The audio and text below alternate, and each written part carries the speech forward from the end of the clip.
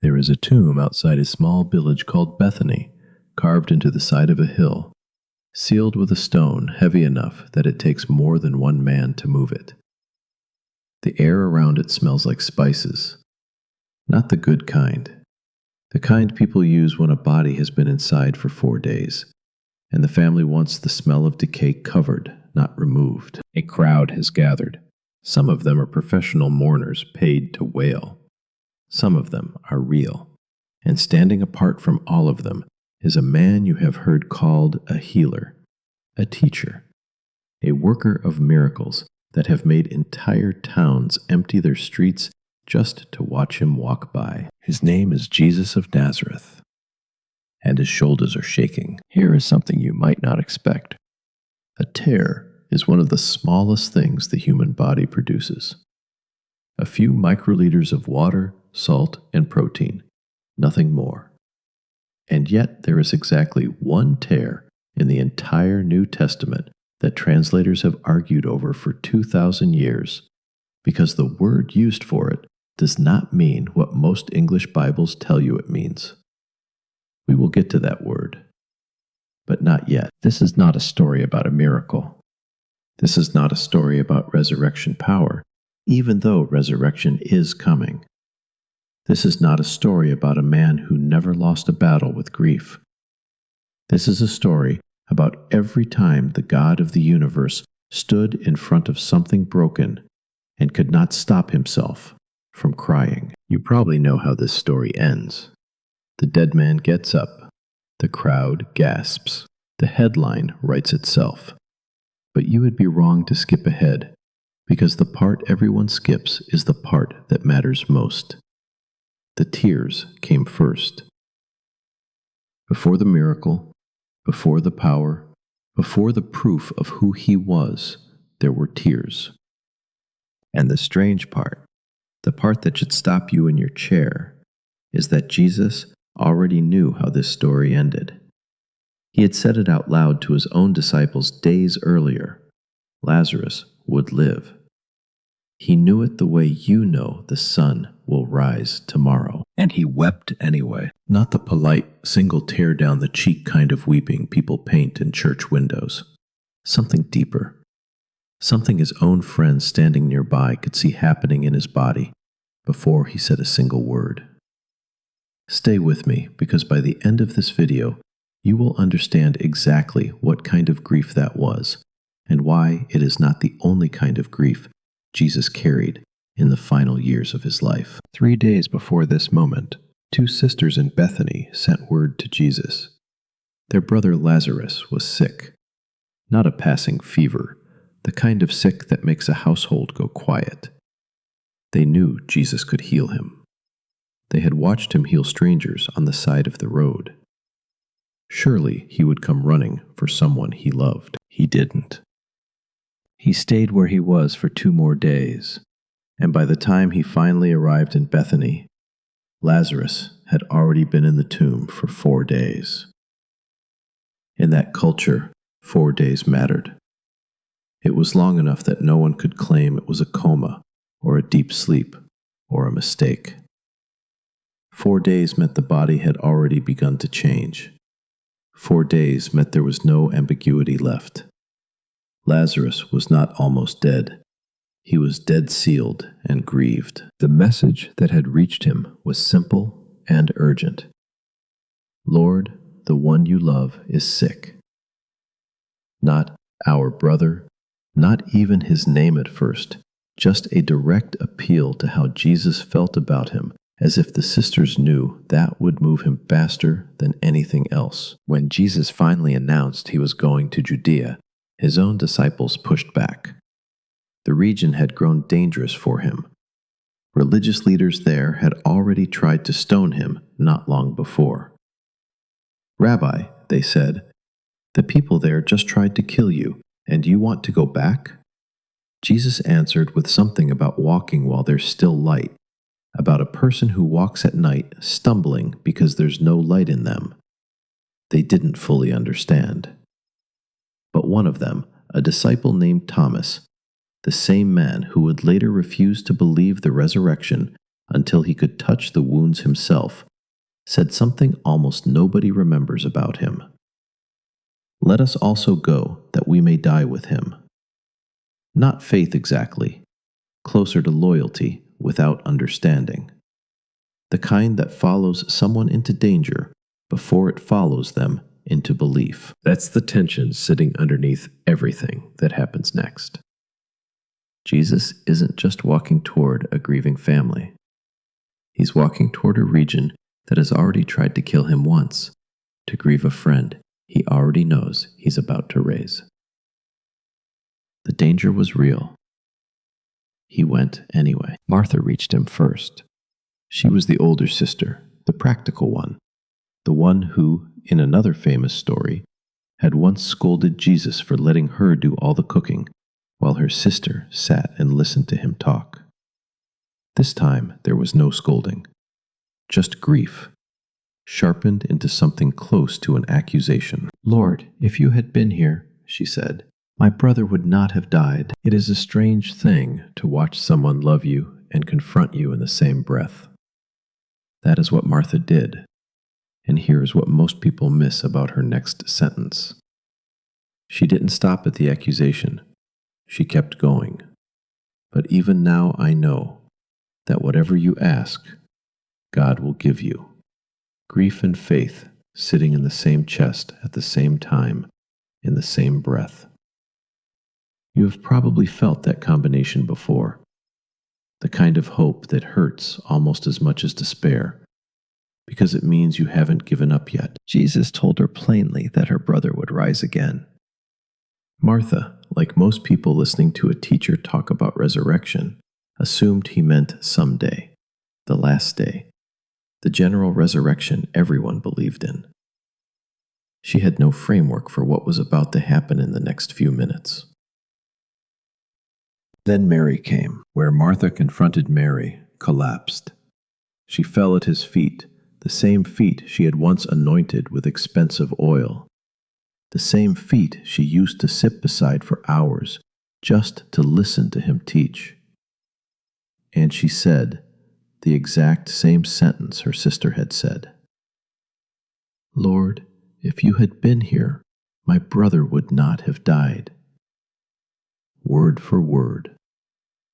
You can imagine how many times the two sisters had said that sentence to each other in the 4 days since Lazarus died, rehearsing it without meaning to, until it became the only sentence either of them had left. And around her the professional mourners wailed along with her, the way grief in that culture was meant to be loud, public, witnessed. This is where the text gets specific in a way easy to read past.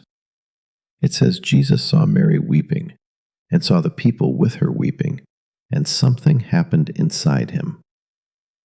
The original language doesn't describe a gentle wave of sympathy. It describes a groaning, a deep agitation, the kind of physical reaction that moves through your chest before your mind has caught up with what your body already knows. He asked where they had laid the body, and then, only then, does the text say the words that have outlasted empires. Jesus wept. 2 words, 11 letters. The shortest verse most people will ever memorize. And somehow, the heaviest one in the entire chapter. Here's the part nobody tells you. By this point, Jesus already knew what he was about to do. He had already told his disciples in plain language 2 days earlier that Lazarus was dead, and that he was glad in a strange way, because it would let them see something greater. He was walking toward that tomb with the full knowledge that within minutes he would call a dead man's name and watch him walk out alive. And he wept anyway, not because he didn't know how the story ended, because he did. So let's pause on that for a second, because it's easy to let the miracle steal the moment. Jesus stood outside that tomb, already knowing Lazarus would be alive again in minutes. He had said it out loud. He believed it completely. And he still cried real tears over a death he was about to undo. That should bother you a little. in a good way, because most of us think grief and certainty cancel each other out, that if you really believed everything was going to be fine, you wouldn't cry about it in the first place. Jesus just proved that's not how it works. Not for him. Maybe not for you either. If this is the first time you're hearing this story explained this way, hit subscribe, because we're about to leave Bethany behind and follow Jesus to a much bigger kind of weeping, one aimed not at a single grave, but at an entire city. Move forward a little less than 3 years. Lazarus is alive, walking around Bethany, eating dinner with his sisters most evenings, a living rumor that follows Jesus wherever he goes. Next. And where he goes next is Jerusalem for the final time. The road into the city runs down from the Mount of Olives, and on this particular day, the crowd around Jesus is not grieving. It's celebrating. People are pulling palm branches off trees and laying them across the road. Children are shouting.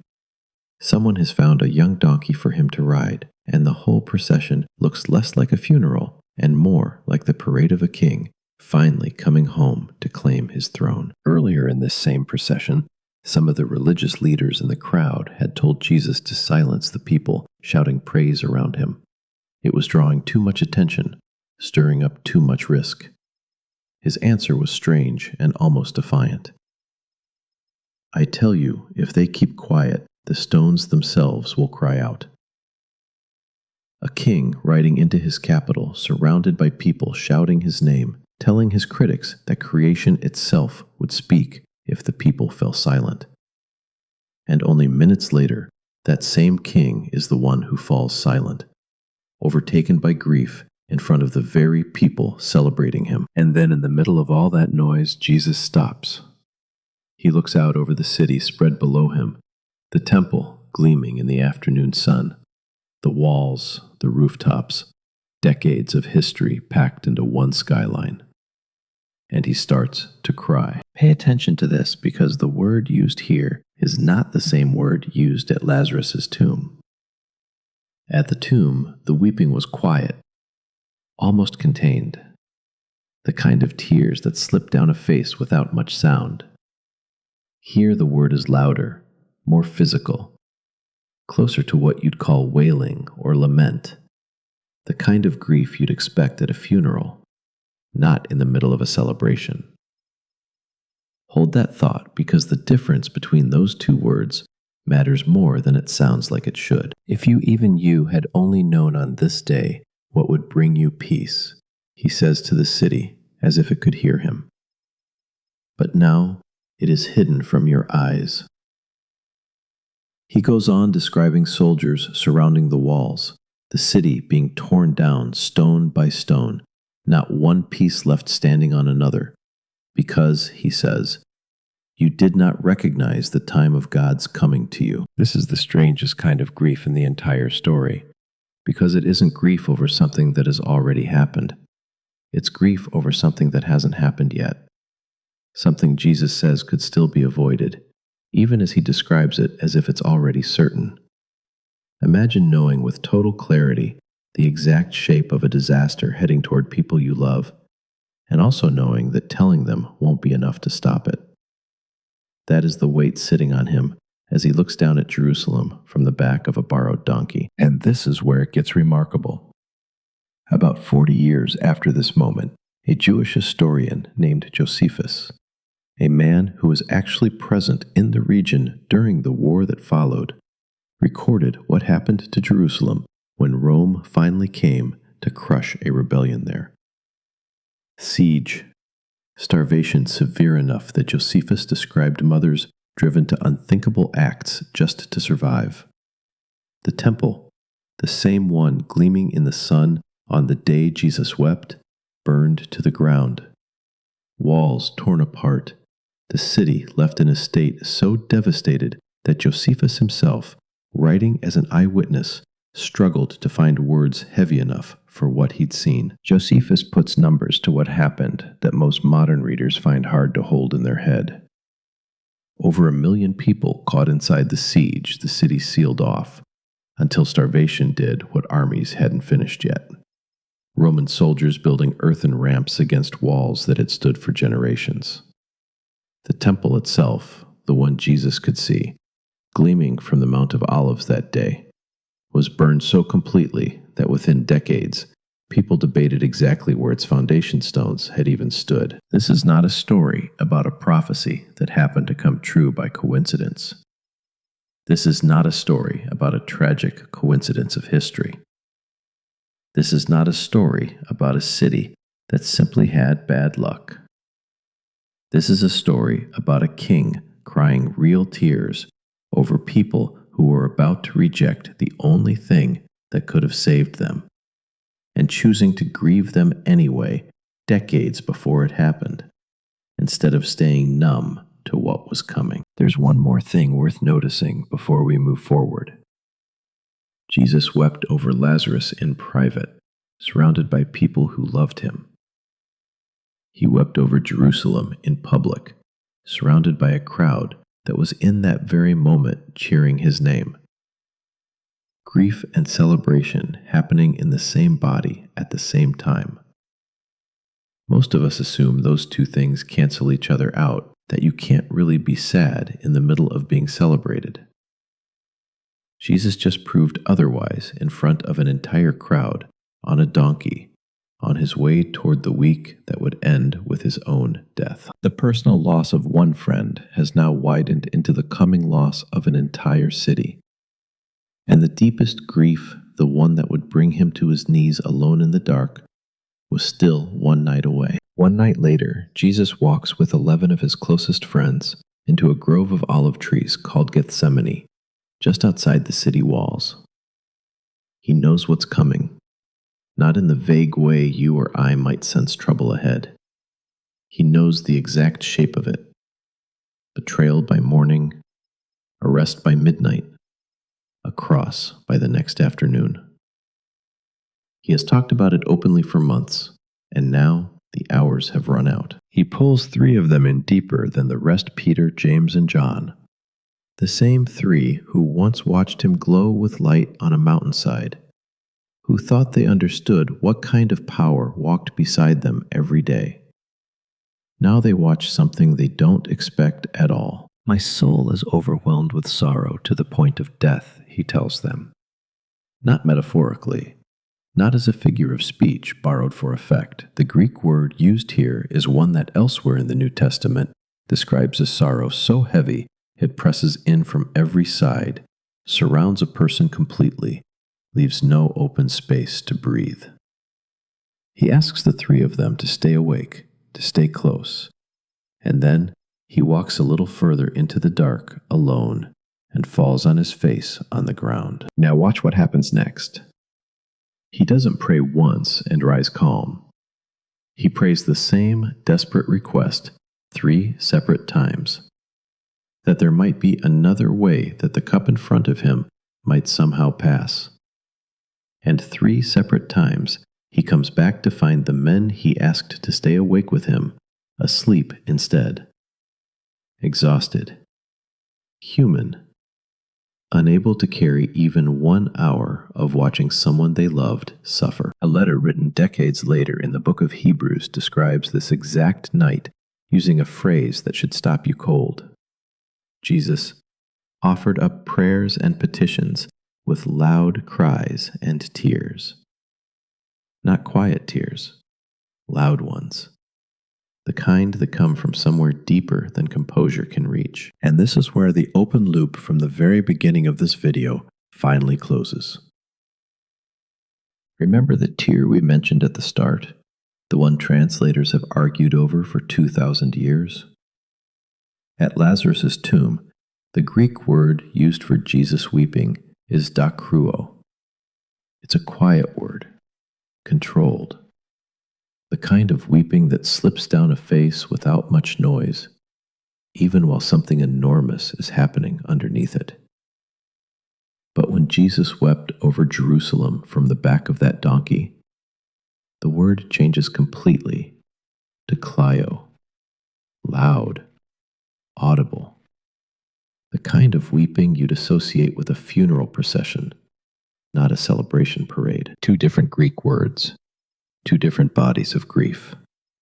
One quiet, one loud. And now in Gethsemane, Hebrews describes a sorrow that doesn't even bother choosing between the two.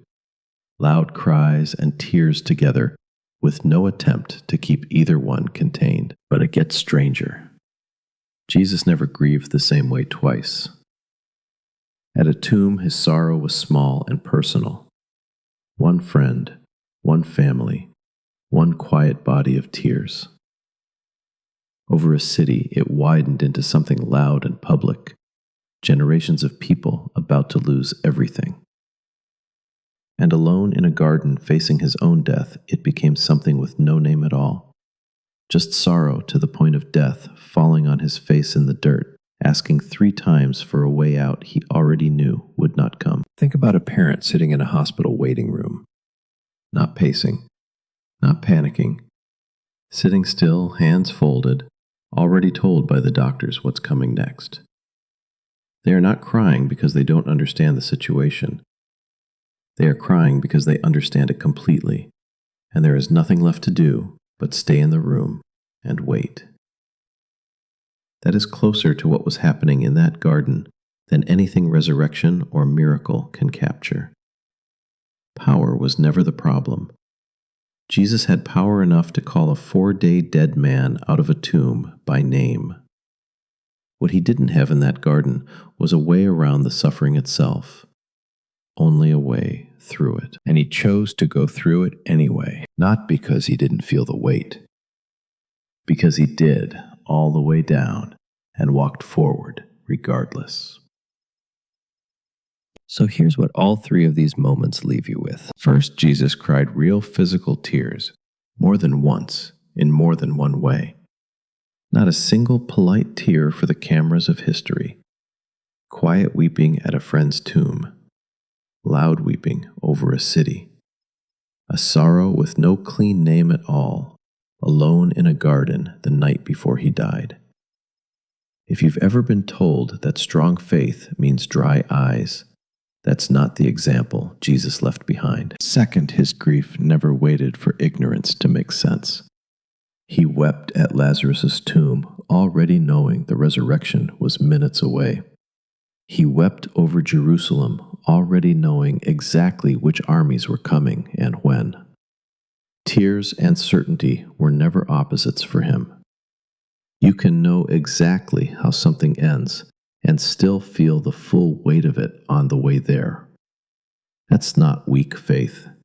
That might be the most honest faith there is. Third, and this is the one worth sitting with. The same God who stood outside a tomb and could not hold back tears for a friend. The same God who looked at a city about to destroy itself and grieved it anyway, is not distant from whatever you are carrying right now. He didn't observe suffering from somewhere safe and untouched. He stood in the middle of it, felt the full physical weight of it move through his own chest. And he still calls that part of himself God. Which of these 3 moments hit you hardest? The quiet tears at the tomb, the loud weeping over the city, or the sorrow with no name in the garden? Tell me below. I read every one, because here's the last thing worth carrying with you. Power was never the problem for Jesus. He had enough power to call a dead man's name and watch him walk out of a tomb. What he chose again and again was not to skip past the grief on his way to the miracle. He went through the tears first, every single time.